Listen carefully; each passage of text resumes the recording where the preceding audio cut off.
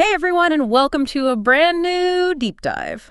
Have you ever felt conflicted, like you really want to enjoy your meal, but you're also stressed about what it might mean for your body image?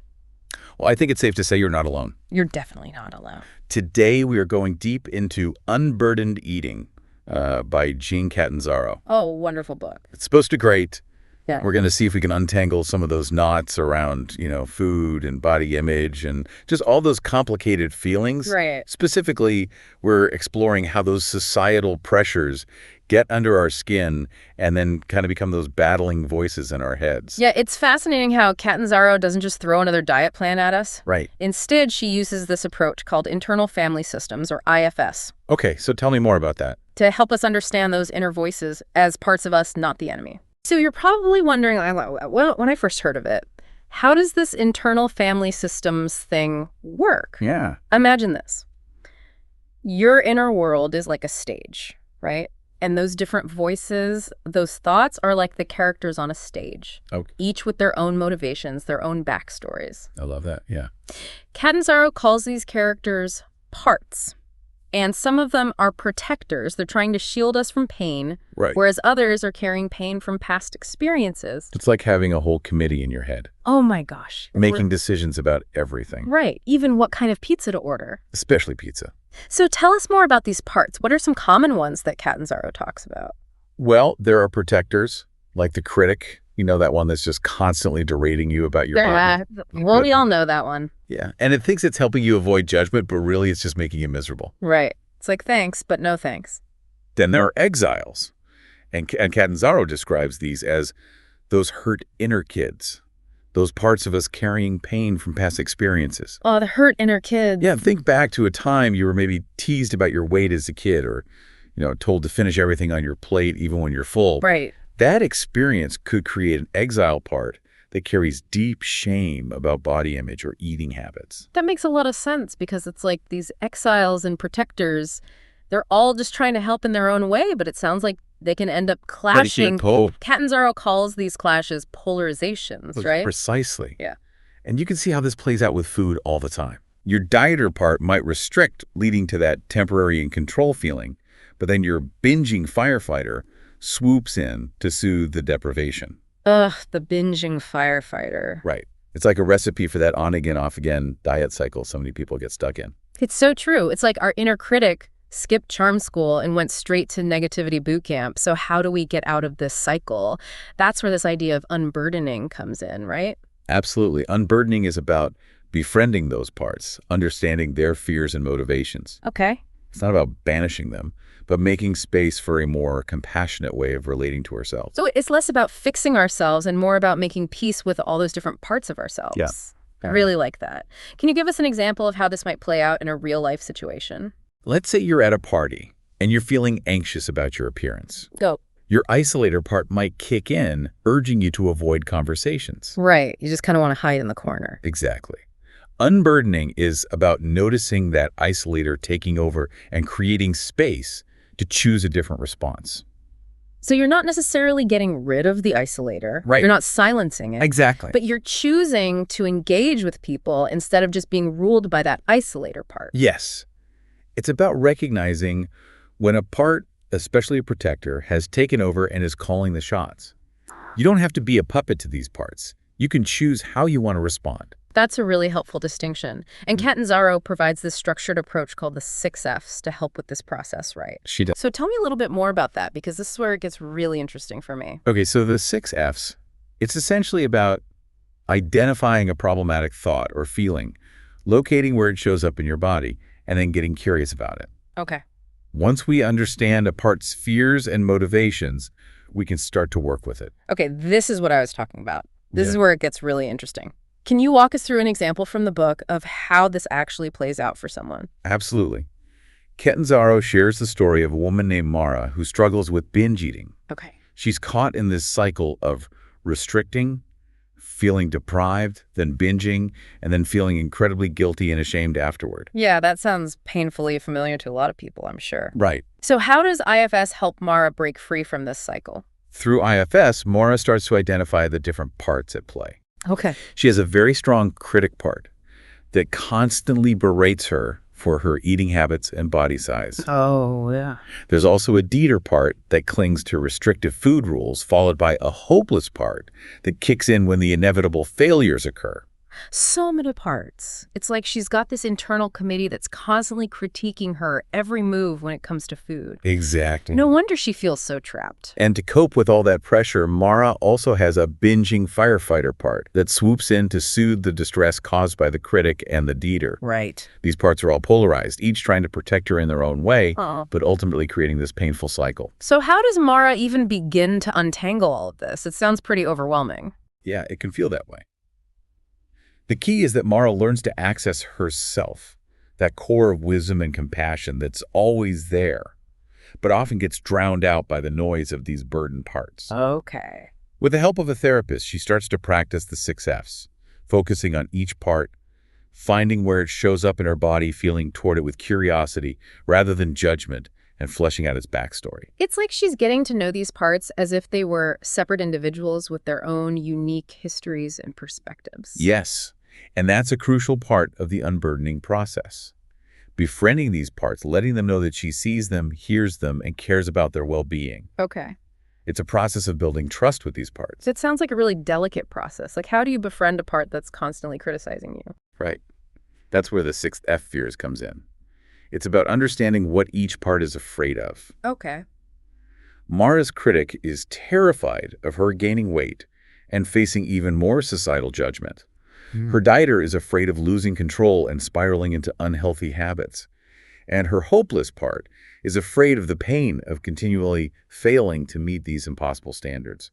So by understanding those fears, Mara can start to reassure those parts and create a more balanced internal system. Exactly. It's not about eliminating these parts. They all have a role to play. Okay. It's about helping them understand that their extreme measures aren't necessary anymore. That's a really important distinction. So we're not trying to get rid of these parts altogether, but rather we're trying to work with them in a more compassionate and understanding way. Precisely. It's about creating a more harmonious relationship between all the different parts of ourselves so that we can live more fulfilling and authentic lives. It's really amazing how this approach can help us, understand even our most self-critical parts with more compassion. It really is transformative. Yeah. And, Catanzaro, she doesn't stop at the individual level. Oh. She also dives into how systemic bias plays a huge role in shaping our relationships with food and body image. That's so important because, we don't exist in a vacuum. Right. Our thoughts and feelings about our bodies are constantly being shaped by, the messages we receive from society. Exactly. Catanzaro talks about how our individual struggles with food and body image don't exist in a vacuum. Right. They're deeply intertwined with societal messages and expectations, especially those related to weight stigma. She breaks down the different levels of anti-fat bias: intrapersonal, interpersonal, and institutional. Okay, can you unpack those for us a little bit? What does that look like at each of those levels? Sure. So interpersonal anti-fat bias is that internalized shame we were just talking about. Yeah. It's those parts of us that have absorbed society's messages about weight and judge our own bodies accordingly. Okay. Interpersonal anti-fat bias is when we experience negative comments or treatment from others because of our size. So those hurtful comments from family members or even just the way larger bodies are often portrayed negatively in the media would fall under interpersonal anti-fat bias. Exactly. And then institutional anti-fat bias is how this prejudice shows up in our systems and institutions. Yeah. Think of things like the lack of size-inclusive clothing, the weight limits on amusement park rides, or the way our healthcare system often focuses on weight loss as a primary solution rather than addressing underlying health concerns. Wow, it's eye-opening to think about how these different levels of bias all work together to reinforce these harmful messages about weight and body image. Absolutely. And Catanzaro argues that unburdening ourselves also means challenging these external forces. Okay. She emphasizes the importance of becoming aware of weight stigma, educating ourselves about its harmful effects, and advocating for change. So it's not just about changing our own internal dialogue, but also about pushing back against these larger systems of oppression. Precisely. That's it. It's about creating a world where all bodies are celebrated and valued, not just the ones that fit society's narrow standards of beauty. I love that. And that brings us to Catanzaro's framework for self-led eating and well-being practice. Can you tell us more about that? What does it look like to practice self-led eating? It's about moving away from those rigid food rules and external standards and instead tuning into our inner wisdom to make choices that align with our values. Okay. Catanzaro suggests creating a table of parts, where you visualize all your different parts sitting around a table, each with their own needs and desires. So instead of ignoring or trying to silence certain parts, we're inviting them all to the table. Yes. Yeah. And as the self, you act as the wise leader, taking everyone's perspective into account and making decisions that serve the best interests of the whole system. I see. It's about finding a balance between what you want to eat, what your body needs, and what feels nourishing and satisfying for you. That makes a lot of sense in theory, but I imagine it can be quite challenging to actually put this into practice. Sure. How do we navigate those internal negotiations, especially when our different parts seem to have conflicting desires? Catanzaro offers a technique called self-led negotiation. It's about acknowledging each part's concerns, validating their feelings, and finding compromises. Okay. It's similar to how we might negotiate with a friend or loved one. Right. We listen, we empathize, and we try to find a solution that works for everyone involved. Can you give us a concrete example of how this might play out in a real-life situation? Sure, imagine you have a part that's really craving pizza, but another part is worried about overeating. Instead of letting one part completely dominate, you could acknowledge both desires. You could say something like, "Hey, pizza craving part, I hear you that pizza sounds amazing." And worried about overeating part, "I understand your concern. How about we get a small pizza to share and we can really savor each slice?" So it's about finding a middle ground that honors both the desire for enjoyment and the desire for well-being. Exactly. And over time, as you practice this kind of self-led negotiation, those polarized parts start to trust yourself more. Okay. They realize that you're not trying to shut them down or deny their needs, but rather you're creating a space where everyone could be heard and respected. That's so powerful. It's like we're building a more harmonious relationship with ourselves from the inside out. It really is. And Catanzaro highlights another important piece of this puzzle. Legacy burdens. Legacy burdens. Tell us more about those. What are legacy burdens and how do they factor into our relationship with food and body image? Legacy burdens are those deeply ingrained beliefs and expectations that we inherit from our families and culture. Okay. Think of the messages you received about food growing up. Things like, clean your plate, or dessert is only for special occasions. Right. These messages often carry implicit judgments about food and body size. It's like those unspoken rules that we absorb without even realizing it. Exactly. And Catanzaro points out that these legacy burdens can really complicate our relationship with food. Okay. They can make it difficult to trust our own internal cues and make choices that feel genuinely nourishing. So how do we start to untangle ourselves from these legacy burdens? It seems like they're so deeply ingrained that it would be hard to even recognize them, let alone challenge them. It starts with awareness. By identifying those ingrained beliefs and understanding where they came from, we can start to question their validity. We can ask ourselves, does this belief actually serve me? Right.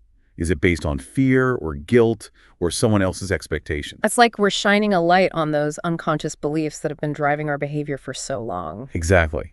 Yeah. And once we bring those beliefs to the surface, we can start to make more conscious choices about which ones we want to keep and which ones we want to let go of. So unburdening is not just about addressing our individual parts, but also about examining these larger cultural narratives that have shaped our relationship with food and our bodies. Yes. It's about recognizing that our struggles are not entirely our fault. Right. We live in a culture that is obsessed with thinness, and that often equates thinness with health, happiness, and worthiness. And that's simply not true. Exactly. There's so much more to life than the number on the scale. And Catanzaro encourages us to reclaim the joy of eating, to savor our food, to appreciate our bodies for all that they do for us. That's a message I think we can all get behind. Absolutely. And she also reminds us that unburdening is not a one-time event. Right. It's an ongoing process. It's like we're always learning and growing and evolving in our relationship with ourselves and with food. Right. And she encourages us to be patient with ourselves, to celebrate our progress, and to remember that there's no such thing as perfect. That's so important. We live in a culture that's obsessed with perfection, but the truth is that perfection doesn't exist. It really doesn't.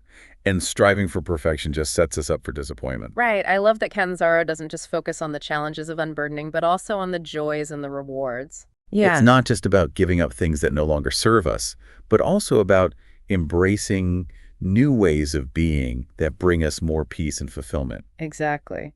She talks about the importance of finding pleasure in food and movement in connecting with our bodies in a way that feels good and life-giving. That's such a refreshing perspective. Yeah. It's not about deprivation or punishment, but about nourishment and celebration. Exactly. And she also emphasizes the importance of self-compassion. Okay. She reminds us that we're all human, that we all make mistakes, and that we all deserve kindness and understanding. Especially from ourselves. Yes, self-compassion is essential for unburdening. It's what allows us to be gentle with ourselves when we stumble, to forgive ourselves when we fall short, and to keep moving forward on our journey toward healing and wholeness. Right. Catanzaro also talks about the importance of legacy heirlooms, right? She does. What are those, and how do they fit into this conversation?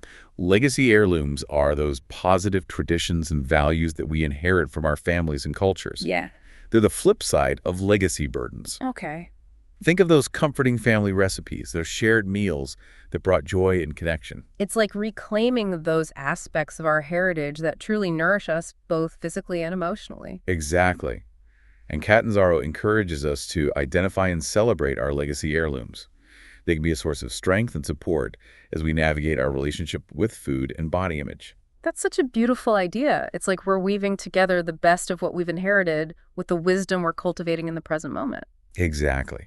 And she also encourages us to be mindful of how our own behaviors and attitudes might be perpetuating those legacy burdens. Oh, interesting. She encourages us to reflect on how we talk about food and bodies, both to ourselves and to others. Are we passing on messages of judgment and restriction, or are we fostering an environment of acceptance and self-compassion? That's a really important question to ask ourselves. It is.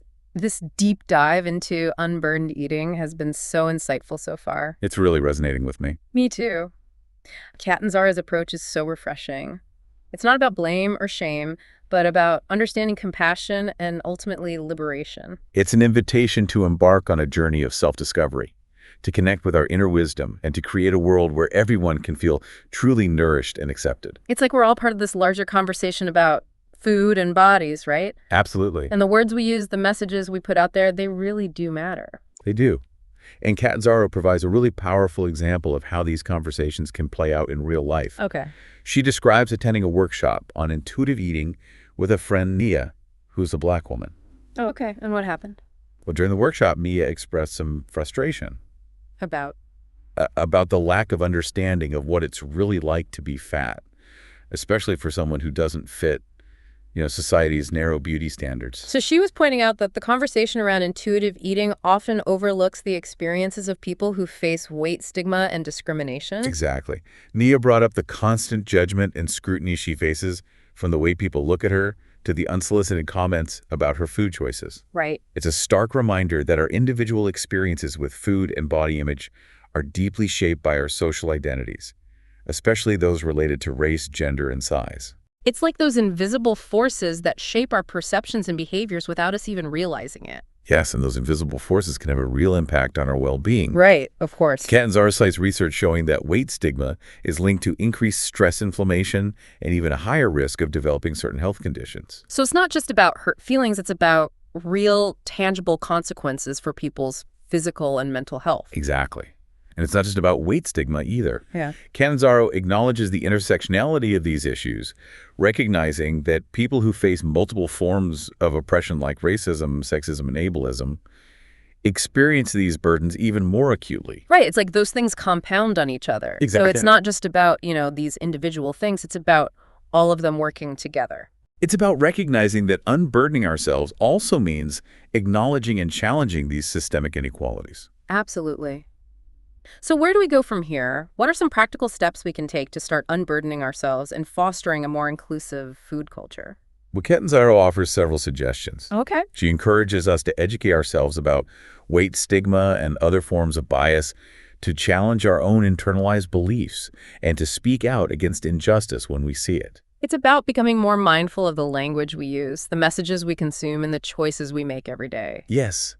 It's about recognizing that we all have a role to play in creating a more supportive and inclusive world. It's a collective effort. It is. This deep dive into unburdened eating has been incredibly insightful. I agree. It's a great book. Catanzaro's approach is so refreshing.